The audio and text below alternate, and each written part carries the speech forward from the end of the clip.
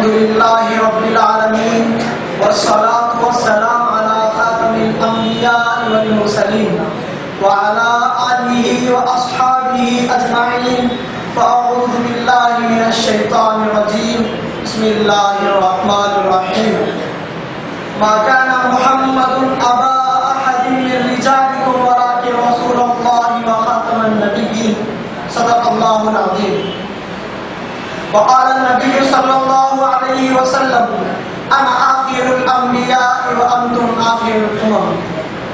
محترم و مکرم قابل قدر علماء کرام و قابل فخر محبان رسول، تخلیق کائنات کے بعد اللہ مقصد تخلیق وما خلقت الجن والانس الا لیعبدون کی طرف نفوس انسانی کی رہبری و رہنمائی کے لیے اور بھٹکتی ہوئی انسانیت کو راہ راست پر گامزن کرنے کے لیے اپنے مخصوص و محبوب بندوں کو نبوت و رسالت کا تاج پہنا کر اس دائر فانی میں مبعوث فرماتا رہا. چنانچہ نبوت و رسالت کا مبارک سلسلہ ابو البشر حضرت سیدنا آدم علیہ الصلوۃ والتسلیم سے شروع ہو کر میرے اور آپ کے آقا و مولا تاجدار مدینہ احمد مصطفیٰ جناب محمد رسول اللہ صلی اللہ علیہ وسلم پر پہنچا تو رب کائنات نے اپنی ان بے بہا نعمتوں میں سے ایک اعلیٰ و اکمل ترین نعمت ختم نبوت آپ کو عطا فرما کر یہ اعلان کر دیا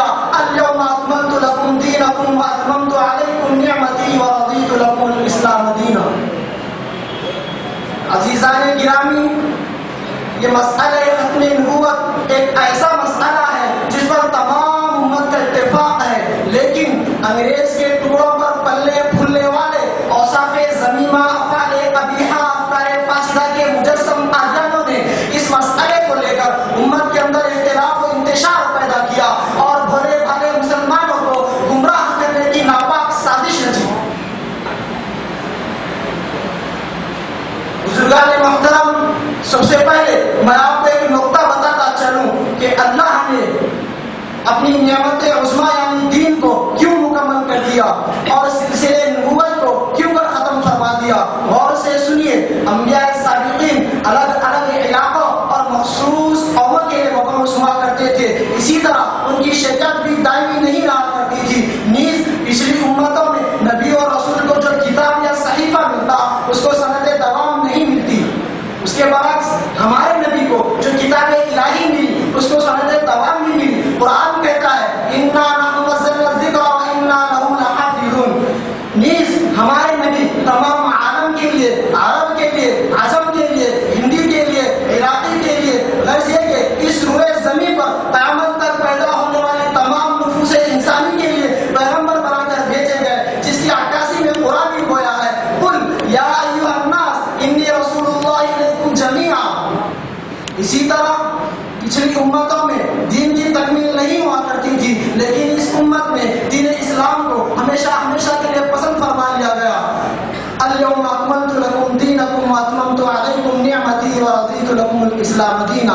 اب یہی دین قیامت تک جاری اور ساری رہے گا. کسی کو نبی بنا کر، کسی کو رسول بنا کر نہیں بھیجا جائے گا. ما کان محمد ابا احد من رجالکم ولکن رسول اللہ وخاتم النبیین.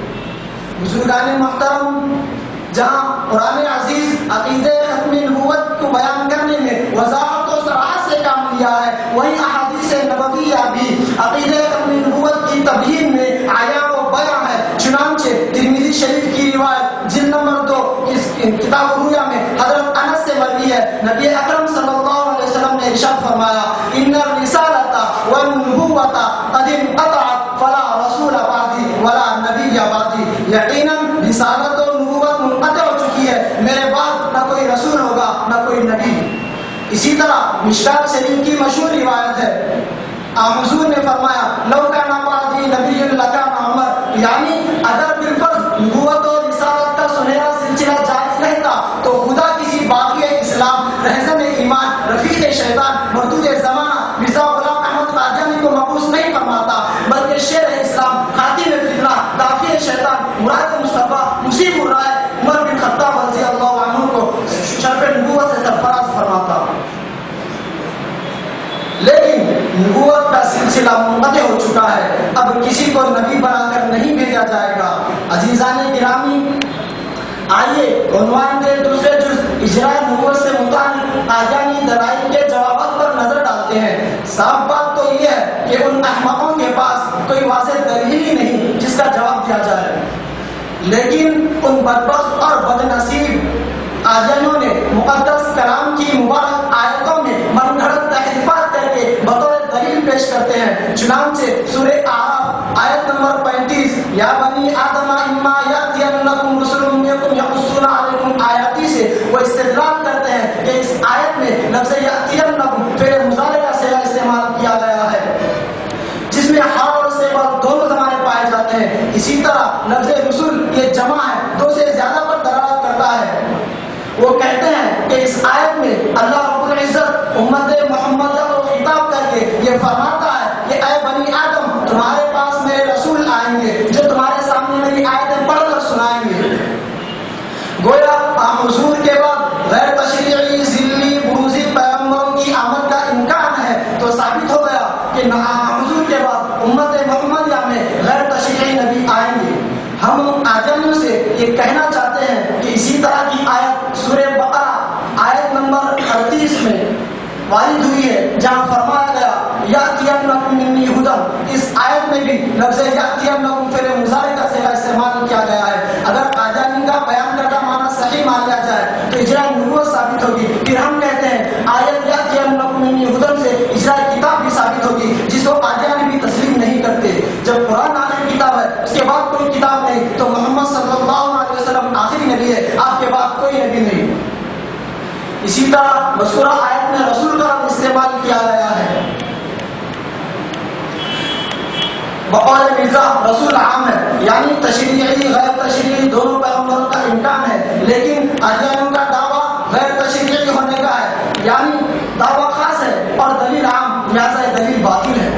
بس مذکورہ آیت کا صحیح مطلب یہ ہے کہ اللہ رب العزت اس آیت سے امت محمدیہ کو خطاب نہیں بلکہ امت سابقہ کو خطاب فرما رہا ہے، اور بالواسطہ امت محمدیہ سے خطاب ہے، جیسا کہ آیت کے سیاق و سباق سے معلوم ہوتا ہے۔ عزیزان گرامی، قادیانی پھر استدلال کرتے ہیں سورہ نساء آیت نمبر 69 وَمَن يُطِعِ اللَّهَ وَرَسُولَهُ والی آیت سے کہ اللہ تبارک و تعالیٰ اس آیت میں حصول نعمت و تحصیل نعمت کو بیان کیا ہے کہ ایک شخص اطاعت کاملہ کے ذریعے صالحیت کے مقام سے نبوت کے مقام تک پہنچ جاتا ہے۔ حالانکہ اس آیت میں کھلی تحریف کی گئی ہے، یہاں ماں کا ترجمہ من کے ساتھ کیا جا رہا ہے جو کہ کلام عرب میں مستعمل نہیں۔ اگر بالفرض اس آیت کو مان بھی لے کہ اطاعت کاملہ کے ذریعے نبوت ملتی ہے، تو ان تمام آیتوں کو پس پش ڈالنا لازم آئے گا جن سے یہ معلوم ہوتا ہے کہ نبوت و رسالت عطیہ خدا بندی ہے۔ وَلَٰكِنَّ اللَّهَ يَمُنُّ عَلَىٰ مَن يَشَاءُ مِنْ عِبَادِهِ۔ نیز اگر اطاعت کاملہ کے ذریعے نبوت ملتی تو عورتیں بھی نبی ہوتی، کیونکہ وہ بھی مطیع ہوتی ہے۔ اگر صالحیت سے نبوت ملتی تو رفیق سفر اور حضرت صدیق اکبر رضی اللہ عنہ کو نبوت ملتی، جن کی صالحیت میں قرآن ناطق ہے وَاتَّقَىٰ وَصَدَّقَ بِالْحُسْنَىٰ۔ الغرض میرے دوستو، مذکورہ آیت میں صالحیت سے نبوت نہیں بلکہ رفاقت کے ملنے کو بیان کیا گیا ہے، جس پر آگے اسی آیت کا ٹکڑا وَحَسُنَ أُولَٰئِكَ رَفِیقًا دلالت کرتا ہے۔ اسی طرح قادیانی احمقوں نے امی جان حضرت عائشہ صدیقہ رضی اللہ عنہ کے قول سے استدلال کرتے ہیں کہ وہ فرماتی ہے قولوا